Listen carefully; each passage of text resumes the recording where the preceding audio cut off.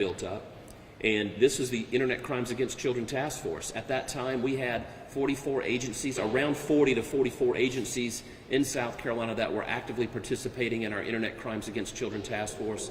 Since that time, we have grown that task force from in the low 40s to around 125 to 128 agencies that are supporting our network of agencies that are out there fighting exploitation of children. Within the Office of the Attorney General, I have expanded the personnel and staff by 4 times what we inherited in 2010, and now have nearly 30 people working in Internet Crimes Against Children Task Force within the Office of the Attorney General. This has resulted in thousands of prosecutions over the last 14 years. Thousands of prosecutions against people who mean to exploit and hurt children. I've led the effort to reform our DUI laws. I've led the effort to reform our criminal domestic violence statutes here in South Carolina. In addition, I've also led the effort to reform how we elect judges. The way that we elected judges hadn't changed in nearly 30 years until last year, when I, along with some members of the General Assembly, started beating the drum, and we moved the needle on judicial reform further than it had been moved in the last 30 years. We still have a ways to go with judicial reform, but this was an important part. And why do we care about judicial reform? Because people like the gentleman standing up here with me and the people that work for them are out patrolling our streets and neighborhoods, fighting hard to protect our citizens, arresting people who are violent criminals, putting them behind bars. And the prosecutors that work for the various solicitors, as well as the Attorney General's office, are out there trying to put these people away. We want to make sure that we have judges who are going to be responsive to the needs that the communities have to not release these people back into those communities. And so that is why we wanted the executive branch of government to have a seat at the table for how judges are being selected. That went into effect last week on July 1. The laws that we advocated, that I advocated for last year, I'm grateful to the governor for signing that law and obviously having a seat at the table for selecting judges. Moving on. We've also done generational reforms for how we provide services to victims in South Carolina. We created the Crime Victim Services Division before. If a victim got hurt, they had to go to a number of state agencies to be able to get either the State Office of Victims Assistance or the Ombudsman's Office. Those have all been consolidated under the Attorney General's Office. In addition, all of the Victims Grant money now travels through the Attorney General's Office, and we work with law enforcement agencies and nonprofit organizations around the state to ensure that there is adequate funding going to these organizations, nonprofit and governmental, to provide victims to men and women and families who so desperately need them. We have fought for that. We have fought to bring accountability to protect the rights of victims, and I'll continue to do that as governor. One of the reasons I'm running for governor is when you sit as the perch of the Attorney General, you know that when you see something going on in government, that could be a corrupt, or could be an inefficient or bad act, sometimes you can't prosecute bad government. You can't prosecute incompetence. And as Attorney General, there have been times I've seen something really, really bad happen, but I couldn't prosecute it. Yesterday, we had a major press conference where we talked about cell phone jamming technologies in prisons that were not being implemented. Our state grand jury issued a report basically highlighting that. This is an example of us highlighting a government inefficiency and a gap that prevents people from being as safe as they otherwise would be. Well, as the governor, what I intend to do is I intend to bring all of the technologies and resources to bear by beefing up the Office of the Inspector General and all other oversight organizations in the whole of the executive branch of government, not only with beefed up resources, but also using advanced artificial intelligence platforms to go out there and to root out fraud, waste, and abuse at all levels of government, whether it's school boards, school districts, municipal boards, county councils, and even state agencies. We're going to root it out, we're going to expose it, and we're going to make it difficult for people to continue to defraud the taxpayer. I want to make sure that that money that would otherwise, that is currently being wasted, is going to core functions of government like law enforcement, to make sure that these individuals up here and their agencies have the tools that they need. Since I've announced my campaign for governor, I have talked about doging government from top to bottom and back up again. I've talked about how we're going to eliminate the income tax. I have a plan for that will not shift the tax burden, but we're going to provide real tax relief and compete with states in the Southeast, because South Carolina is in the fastest growing region in the country.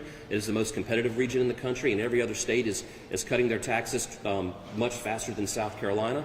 We're going to reform our education system, giving access to reading comprehension courses and math comprehension courses to children at an earlier age. And we're going to expand opportunities for people who don't necessarily want to go to a four-year college, but to be able to have access to technical colleges.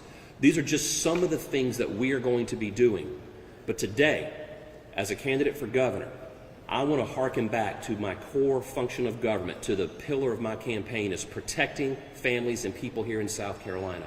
Since being elected, I've been endorsed by a number of sheriffs. The day after I announced, I was endorsed by the sheriff of Charleston County, the sheriff of Dorchester County, and the sheriff of Berkeley County. 2 days after that, I was in the upstate where I was endorsed by the sheriff of Greenville County. Today, I'm joined by 3 sheriffs from the Midlands. There will be more to come, but these 3 gentlemen I have had a very close working relationship with during their tenures as sheriff, and they're going to talk a moment about that working relationship. But these are 3 law enforcement leaders that are standing here with me today, and I am honored to be standing with 3 men with whom I have the greatest amount of respect for. 3 men who honestly make my job easier as Attorney General because they're so user-friendly. They're great at protecting their communities and the families within those communities. I want to thank Sheriff Josh Price from Saluda County, who's over here to the far left, my sheriff, my hometown sheriff from Lexington County, Jay Koon, and Chester Sheriff Max Dorsey. I want to thank all 3 of you for standing up here and for standing with me in my campaign for governor. When I get to be governor, I promise you I'm going to have your back the way I've had it as Attorney General.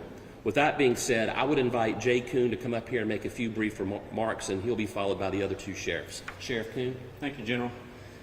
You know, when Alan Wilson got elected Attorney General, he made his way around this state talking to law enforcement leaders in every corner of the state. Want to know how we can make our communities safer, because you can talk about great schools, you can talk about recreation and great jobs, but if you don't feel safe, nothing else matters. And he's been there for us. He mentioned all the programs he's done to help law enforcement help these communities. He's been on the front lines. He started as an assistant solicitor in Lexington County Solicitor's Office, so I've known him a long, long time. He's been in the front lines. He's been in the courthouses. He's been down here at the State House trying to get laws passed and things to make our jobs easier, and that's why I'm proud to be here today as he announced and continues his campaign to be the next governor of South Carolina. Thank you. Thank you, Sheriff.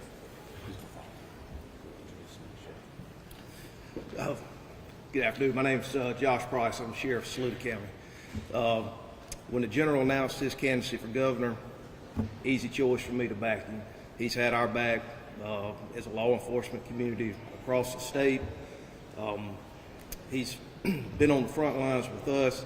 We've had a personal relationship to where, you know, he's making phone calls. He's there when we have problems, and he's there to have our backs and get those problems fixed. So I just want to say that I believe in Alan Wilson, and I believe not only as a sheriff, because it is important to have a law enforcement candidate for governor, somebody who's been on those front lines, but as a citizen, I believe in Alan Wilson, and I'm proud to endorse him as governor. Thank you, Sheriff. Appreciate it. All right, well, good morning. My name is Max Dorsey. I'm the sheriff of Chester County, and you've heard the Attorney General list a number of accolades, a number of accomplishments that he has brought to the Attorney General's office and to our state. But they are all, most of them are all core functions of government. And that's what we care about as sheriffs. As law enforcement officers, just like Sheriff Koon said, nothing else matters.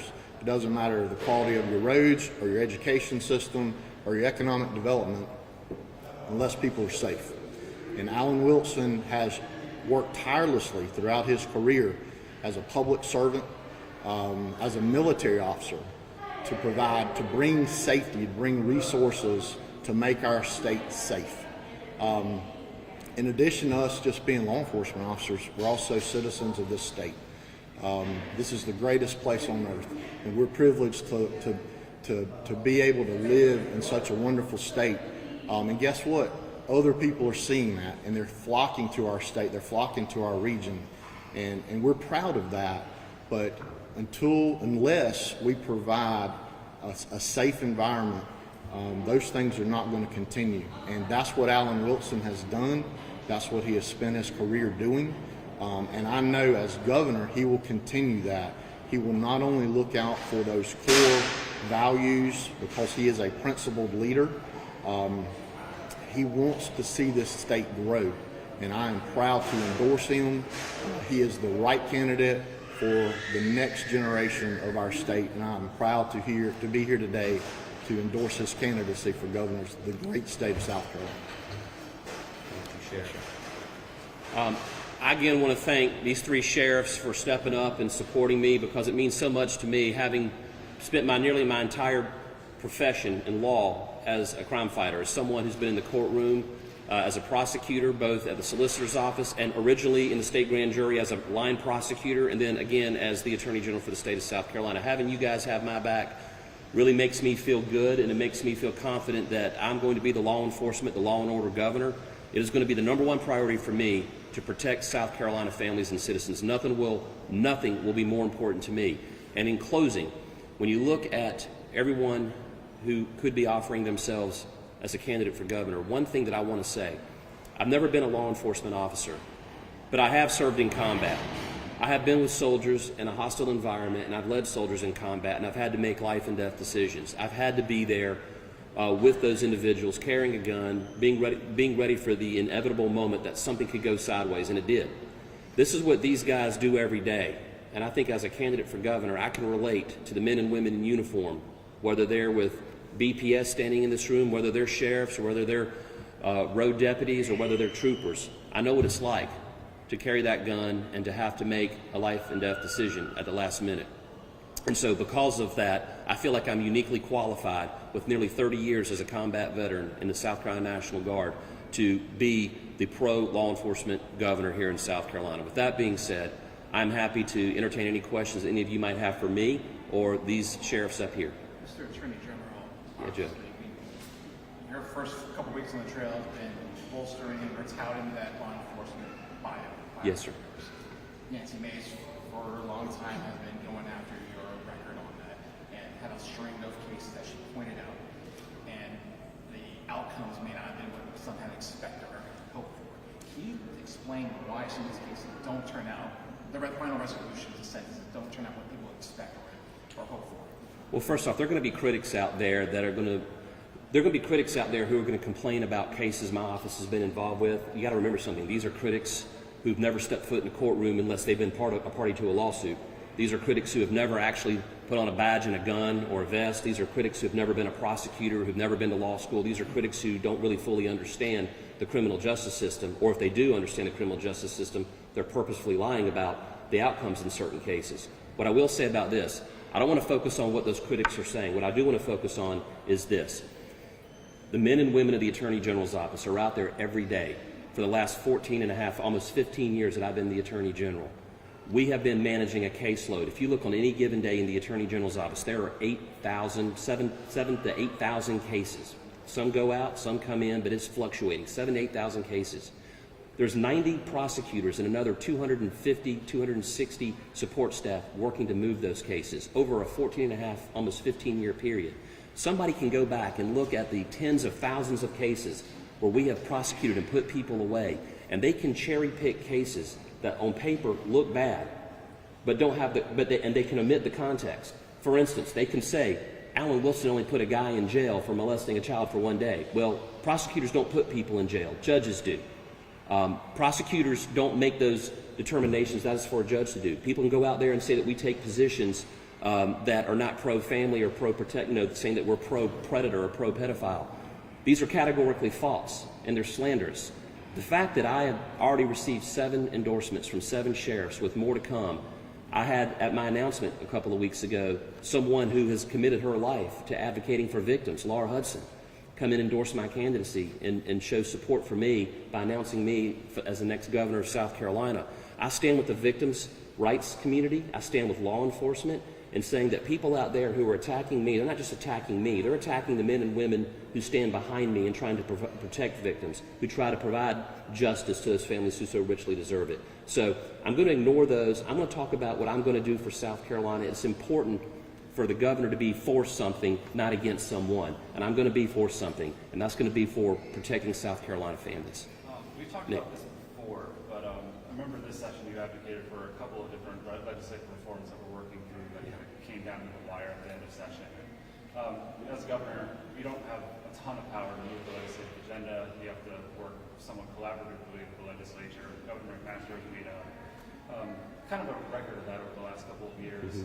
Other people coming to the race say that when they come to the governor's mansion, they want to use the bully pulpit and, quote, strike the fear of God into legislators and move their agenda forward. You've experienced trying to move forward a law enforcement person into here. How realistically, how are you going to advance your goals should you become governor? So first off, when you're in a leadership position, there are a number of ways to define leadership. But leadership, one of my favorite definitions of leadership, and it's the kind of leadership I would exhibit as governor of South Carolina, is leadership is the ability to get people to do what you want them to do because they want to do it. And if you want to come into the South Carolina legislature where you would probably have 75 to 80% support, and you want to come down and beat people over the heads with your agenda without giving them buy-in, without bringing them to the table, without building consensus, you're not going to be a successful governor. I believe that I can work with coalitions within the General Assembly. Judicial reform was an example of that. In judicial reform, it took us decades to get something moved on this, and I've been focusing on judicial reform for many years now. But we did this by building consensus with people in both parties, and even within the Republican Party, building alliances with members of the Freedom Caucus as well as the traditional Republican caucus. We built and we got a 70% solution. I wasn't totally happy with it, but we moved the needle 70% further than it otherwise had been the previous legislative session. So as governor, you have to be able to lead people and get them to come to your way of thinking. And sometimes you can get them to come 100% your way. Sometimes you get them to come 70% your way. But you've got to lead in a way that gets people to come your way. And beating them over the head is not the way to do it. You can be, here's the thing, you can be an agent of change, you can be an agent of reform without being an agent of chaos. Some people struggle to figure that out. I know that I can be an agent, a change agent, and an agent for reform without actually blowing up the whole system. We're going to reform it, and we're going to change it from the inside out, and we're going to do that working with other elected officials throughout all of South Carolina government. You talk about doging governments. Yes. Are we talking about cutting program? Are we talking about cutting regulations? So, when I talk about doging government, and by the way, I use the term doge because it was a term I never heard before November of last year after President Trump was elected, and this kind of came into the American psyche. I've been thinking about waiting out fraud, waste, and abuse, and I use the term doge because it's the term that everyone now knows, but I've been thinking about this a lot longer. When you look at the agency like the Office of the Inspector General, the Office of the Inspector General deals with cases of fraud, waste, and abuse that do not rise to a prosecutable or a criminal level. And oftentimes they react to someone reporting that there was someone violating some state code or they're doing something that was inefficient or bad, but it wasn't criminal. They go, they do a report, and then they go back and wait for another report to come in. I want to see the Office of the Inspector General be more proactive. Think of it like this. The Highway Patrol and law enforcement in general, they're proactively patrolling the streets and neighborhoods and the highways of South Carolina, just driving around. Their office is the highways of South Carolina. There are people out there who, if there weren't law enforcement officers, they would be more likely to drive recklessly, they would be more likely to drive under the influence, or to drive at excessive speeds. Now, there are many people who still do those things. Many of them are caught, but many are deterred from doing so.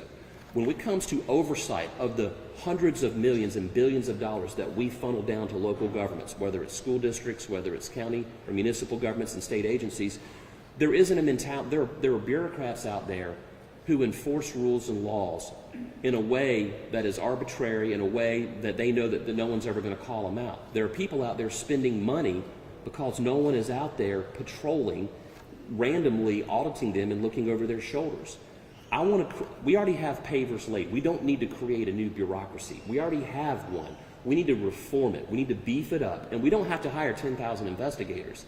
We can plus it up with some investigators and auditors, but we can use state-of-the-art artificial intelligence platforms that are and of course, these sheriffs back here who've used AI, the AI technology that law enforcement is using can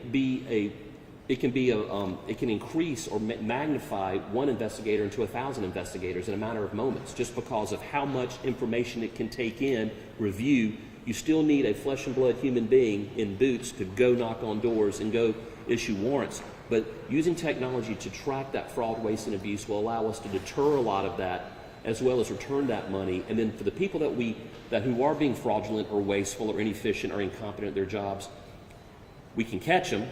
If they're criminal, we'll prosecute them. Otherwise, we'll expose them and get them out of office completely. And that is what I mean by doging South Carolina from top to bottom, making sure that the bureaucrats and the officials, elected and appointed, are being accountable to the people who put them there. There are many of them right now who do not feel accountable to anybody. One more question.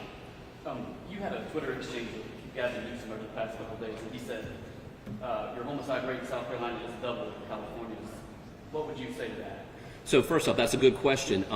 When Gavin Newsom came here, he's Exhibit A on what you don't want as a governor of a state. But when he talked about South Carolina's homicide rates, remember this: the national homicide rates are determined by how well states report those rates at the federal level. So, some states overreport, some states underreport. I'll let you guess as to what you think I believe about California. Number two, during the last 4 or 5 years under Gavin Newsom's governorship, nearly 1 million people have fled California, and nearly 500,000 people have come to South Carolina. So are they fleeing are people fleeing to South Carolina because they feel less safe here?